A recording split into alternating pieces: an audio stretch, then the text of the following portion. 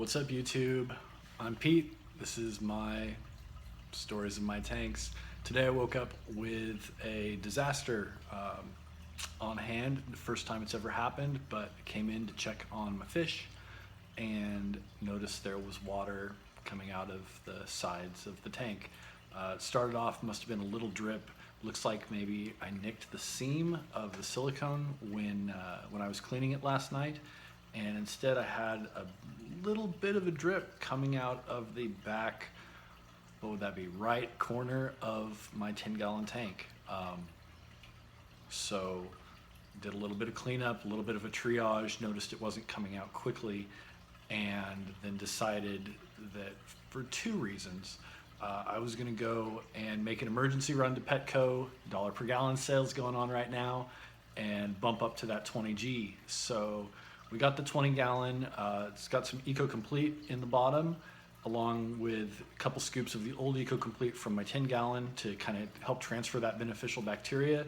Fluval 3.0 sitting on top. I bought it with the intention of upgrading down the road, and also a Fluval, well, Fluval hang-on back canister filter that's overclocked with some coarse sponge from Aquarium Co-op to handle plenty of capacity. Also got my Aquarium Co-op pre-filter on there. So being able to kick off a new tank in the midst of a disaster is something that you never want to have to do, but if you're going to do it, it's always good to kind of be prepared for it. And I knew down the road I always wanted to upgrade from the 10 to something bigger, so I kind of bought with that in mind. It's always good to be prepared. I spent the weekend with my kids at a scout camp out, and that's the one thing I always try and instill in them is it's good to be prepared. So I'm glad I was, because when I moved my Java Fern Windelov out of the tank, as I was trying to get all the fish and all the plants out, I noticed I didn't just have 11 platyfry, which is what my wife had said the other day. She said, come quick, like a week ago. We've got babies again. And so we tried to count off the little platyfry, and they're about the size of a grain of rice. But when I lifted that Java Fern out, holy cow, our platies dropped tons and tons of fry. And before I go and put all my plants back in the tank, I just wanted to show you guys what we got and why I'm so glad that this happened, so that I could put my fish in a bigger tank. The good news is I've got some spare tanks now.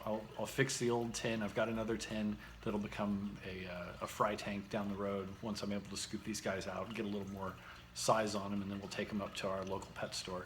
But hang on and I'll show you kind of what I'm talking about. I mean, it's a ton of red wag platyfry. Hanging out in the back corner here, there's a lot of babies.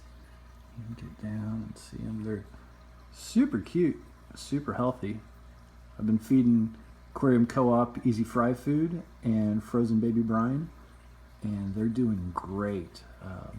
There's some slightly older ones tooling around. You'll see them in the back there hanging out with my Ember Tetras. Come on, little buddy.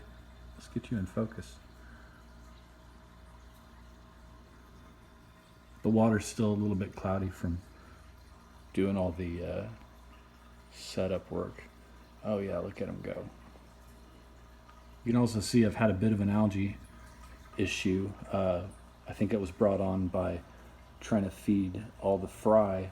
I probably had a whole lot more nutrients in the water than I needed, and so before all my plants go in, they're going to get cleaned up a bit. Also, my mystery snail is just rocking and rolling. We call him Governor. He's our first one, so we walk by every morning and say, "Hello, Governor." The kids enjoy it. And everybody else is doing pretty good. Hanging out back here. Not sure where my autos went. Not sure where my shrimp went. Usually they like to hang out under the log. I've got 4 Amanos in here. 2 male and 2 females. The females are always buried, but of course never actually having little ones due to it not being brackish. But this is the start of what my 20 is going to be and we'll see what happens from here. Thanks for watching.